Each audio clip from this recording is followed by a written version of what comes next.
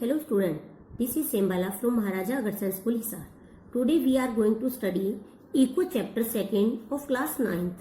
After the end of this video, I will give you homework which will be checked once the school reopen. आज हम शुरू करते हैं हमारा second chapter संसाधन के रूप में लोग। संसाधन के रूप में लोगों से अभिप्राय क्या है कि उत्पादन कौशल व क्षमता के आधार पर देश में कार्यरत लोगों से है, यानी जो देश में काम करने वाले लोगों से है, जो अपने ज्ञान व कौशल के आधार पर संसाधनों को परिसंपत्ति में बदल देते हैं। परिसंपत्ति मतलब उपयोगी व मूल्यवान बना देते हैं।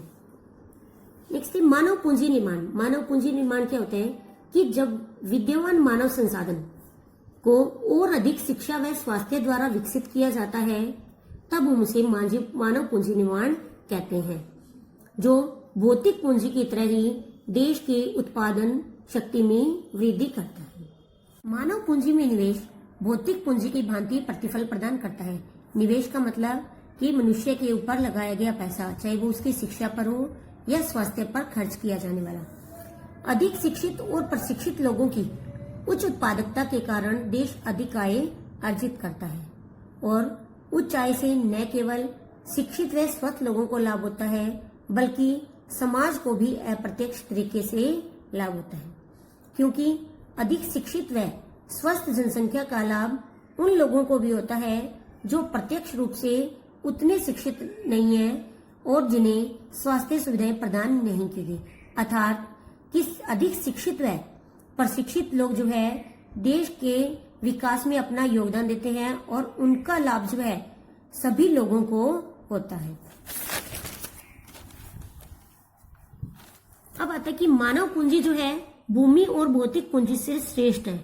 इसका कारण क्या है कि मनुष्य जो है अपने ज्ञान व कौशल के द्वारा भूमि और भौतिक पूंजी को और अधिक उपयोगी बनाकर उसको प्रयोग में लाता है, क्योंकि भूमि और भौतिक पूंजी की अपने आप में कोई उपयोगिता नहीं है, वो केवल एक साधन मात्र है। लेकिन मनुष्य अपने ज्ञान व कौशल से उसको उपयोग में लाता है और उपयोगी बनाता है। इस कारण जो है मानव पूंजी को भूमि और भौतिक पूंजी से श्रेष्ठ माना जाता है। अब हम जो है दो उदाहरणों से स्पष्ट करते हैं कि किस प्रकार जो है कि दो दोस्तों की कहानी हम पढ़ेंगे मित्रों की, कि उनके उदाहरणों से हमें पता चलेगा कि क्या क्या कि शिक्षा के द्वारा जो है कितना प्रभाव पड़ता है। सबसे पहले हम पढ़ते हैं सकल की कहानी। दो मित्र विलास और सकल जो है एक ही गांव सेमापुर में रहते थे। सकल की आयु 12 वर्ष थी और उसकी माँ घर का काम करती थी।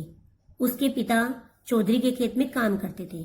सकल जो है घर के काम में अपनी माँ का हाथ बटाता था और अपने छोटे भाई जीतू व बहन सीतू की देखभाल करता था। उसके चाचा जो है उन्होंने मैट्रिक की परीक्षा पास की थी, लेकिन वो घर में बेकार बैठे थे क्योंकि उसे कोई नौकरी नहीं मिली। बूटा और शीला यानी कि उसके माँ और बाप जो चाहते थे कि उनका बेटा सकल पढ़े लिखे और उस पर गांव के स्कूल में नाम लिखवाने के लिए जोर देते थे, जिसमें उन्होंने शीघ्र ही प्रवेश पा लिया। उसने पढ़ना शुरू किया, उच्च व माध्यमिक की परीक्षा पास की। उसके पिता ने उसे पढ़ाई जारी रखने के लिए राजी कर लिया।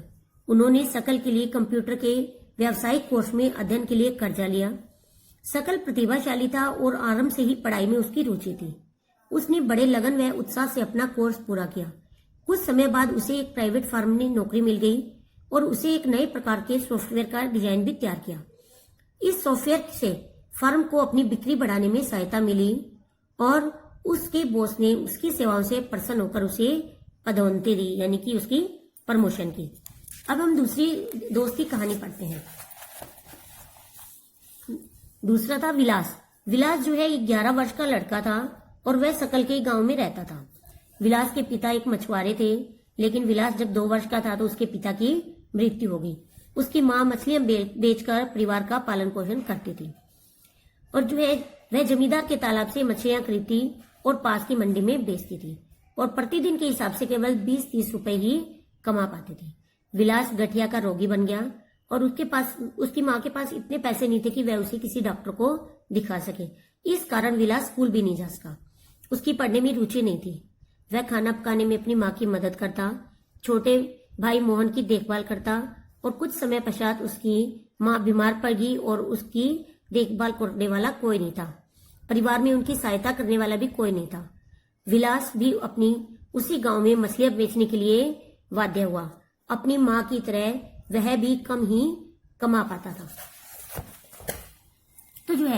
तो इन दो कहानियों से हमें क्या पता चला कि सकल जो है स्कूल जाता था, जबकि विलास कभी स्कूल नहीं गया।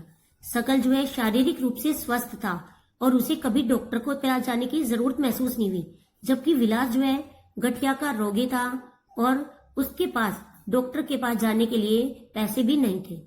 सकल ने कंप्यूटर में डिग्री प्राप्त की, जिसके कारण उसे प्राइवेट फर्म में नौकरी मिल गई और विलास जो है वही काम करता रहा जो उसकी माँ करती थी और उसकी आय भी बहुत कम होती थी।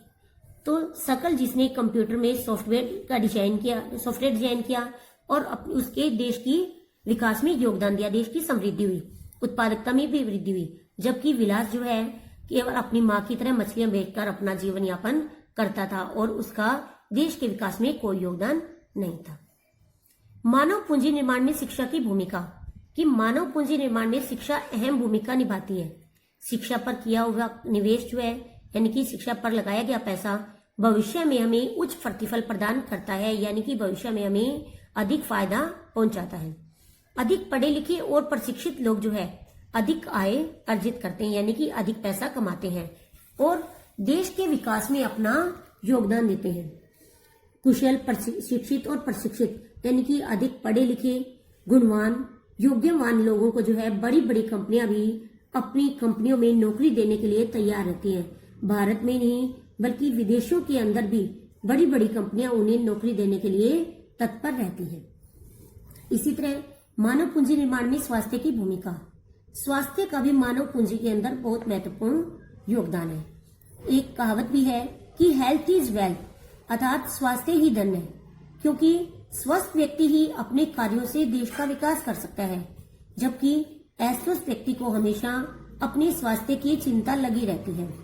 अपंग, अपाहिज, अस्वस्थ, मंद बुद्धि लोग जो है अपने परिवार व देश के ऊपर बोझ के समान होते हैं। वे देश के विकास में कोई योगदान नहीं दे सकते। तो इसलिए जो है स्वस्थ व्यक्ति ही मानव संसाधन माना गया है और स्वस्थ व्यक्ति पर किया गया निवेश भौतिक पूंजी की तरह ही प्रतिफल प्रदान करता है। जैसे जापान जैसे देशों ने जो है, जापान के पास प्राकृतिक साधन नहीं थे, लेकिन उसने मानव पूंजी पर निवेश किया और अपने देश को विकसित देशों की श्रेणी में लाकर खड़ा कर दिया, जबकि उसके पास संसाधन नहीं थे। इन देशों ने जो है विकास कैसे किया, अपनी जो है कुशलता और प्रौद्योगिकी विकसित की, जिससे जो है वो एक धनी और विकसित देश बन गए। नेक्स्ट है पुरुषों व महिलाओं के आर्थिक क्रियाकलाप, यानी कि पुरुषों व महिलाओं के द्वारा किए जाने वाले क्रियाकलाप यानी कार्यों को 3 वर्गों में बांटा गया है। ये है मुख्य रूप से प्राथमिक क्षेत्रक, द्वितीयक क्षेत्रक व तृतीयक क्षेत्रक। प्राथमिक क्षेत्रक, इस क्षेत्र के अंतर्गत कृषि करना, वानिकी करना, पशुपालन करना, मछली पालन करना, मुर्गी पालन करना व खनन क्रियाएं शामिल होती हैं। दूसरा है द्वितीयक क्षेत्रक, इस क्षेत्र के अंतर्गत विनिर्माण शामिल है, यानी जो प्राथमिक क्षेत्र के उत्पाद हैं उनको और अधिक उपयोगी बनाया जाता है, जैसे गन्ने से चीनी बनाना, कपास से कपड़ा बनाना इत्यादि। तृतीयक क्षेत्र, तृतीयक क्षेत्र के अंतर्गत जो है जो प्राथमिक और द्वितीयक क्षेत्र के जो है उनको सेवा प्रदान की जाती है, जैसे व्यापार, परिवहन, संचार, बैंकिंग, बीमा, शिक्षा, स्वास्थ्य, पर्यटन इत्यादि। नेक्स्ट हमारा आता है कि आर्थिक व गैर आर्थिक क्रियाएं क्या होती हैं। आर्थिक क्रियाएं वो होती हैं जिनको करने से व्यक्ति को आय प्राप्त होती है, उन्हें आर्थिक क्रियाएं कहते हैं, जैसे कि डॉक्टर, वकील, इंजीनियर इत्यादि। गैर आर्थिक क्रियाएं, गैर आर्थिक क्रियाएं वे क्रियाएं होती हैं जिन्हें करने से व्यक्ति को कोई आय प्राप्त नहीं होती, उन्हें गैर आर्थिक क्रियाएं कहते हैं, जैसे कि महिलाओं द्वारा घर पर बच्चों को पढ़ाना, घर के बुजुर्गों की देखभाल करना, घरेलू कार्य करना इत्यादि। अब हम आर्थिक क्रियाएं जो पढ़ी थी, आर्थिक क्रियाओं के भी 2 भाग हैं, बाजार क्रियाएं और गैर बाजार क्रियाएं। बाजार क्रियाओं के अंदर जो है वेतन व लाभ के उद्देश्य से की गई क्रियाएं आती है और जिसके लिए पारिश्रमिक भुगतान किया जाता है, चाहे वो सरकारी सेवा में हो या वस्तुओं व सेवाओं का उत्पादन करना हो। जबकि गैर बाजार क्रियाएं वे क्रियाएं कहलाती है जिसमें उत्पादन स्व उपभोग के लिए किया जाता है, जैसे कि प्राथमिक उत्पादों का प्रसंस्करण, यानी कि घर के अंदर जो है दूध से मक्खन बनाना, घी निकालना या दरिया वगैरह बनाना, या इसके अलावा जो है ये अनेक दूसरी भी क्रियाएं हैं जिनको करने से व्यक्ति को उत्पादन, जैसे कृषि के क्षेत्र में है, व्यक्ति फसलों का उत्पादन अपने जो छोटे किसान होते हैं अपने परिवार के लिए करते हैं, तो वो कहलाती है गैर बाजार क्रियाएं। नेक्स्ट आता है कि महिलाएं क्यों निम्न वेतन वाले कार्यों में नियोजित होती है। ज्यादातर महिलाओं के पास जो है बहुत कम शिक्षा होती है, यानी कम पढ़ी लिखी होती है, और निम्न कौशल स्तर होता है, जिसके कारण पुरुषों की अपेक्षा महिलाओं को कम वेतन दिया जाता है। साथ ही साथ जो है महिलाएं उन क्षेत्रों में काम करती है जहां नौकरी की सुरक्षा नहीं होती और कानूनी सुरक्षा का भी अभाव रहता है। लेकिन अभी कुछ सालों से जो है उच्च शिक्षा व उच्च कौशल करने वाली महिलाओं को पुरुषों के बराबर वेतन दिया जाता है, और ऐसा मुख्य रूप से संगठित क्षेत्र में होता है। संगठित क्षेत्र में उन्हें शिक्षण व चिकित्सा की भी बहुत सारी सुविधाएं मिलती हैं। कुछ महिलाएं जो है प्रशासनिक व अन्य सेवाओं में भी कार्य करती हैं, जैसे जिनके लिए जो है उच्च स्तरीय वैज्ञानिक और प्रौद्योगिकी सेवा की आवश्यकता होती है। तो महिलाएं जो है आज इन उच्च स्तरीय क्षेत्रों में भी कार्य करने लगी हैं। ये था हमारा आज का टॉपिक। आप यहाँ तक के क्वेश्चन अच्छे से लर्न करेंगे और अपनी नोटबुक में राइट करेंगे।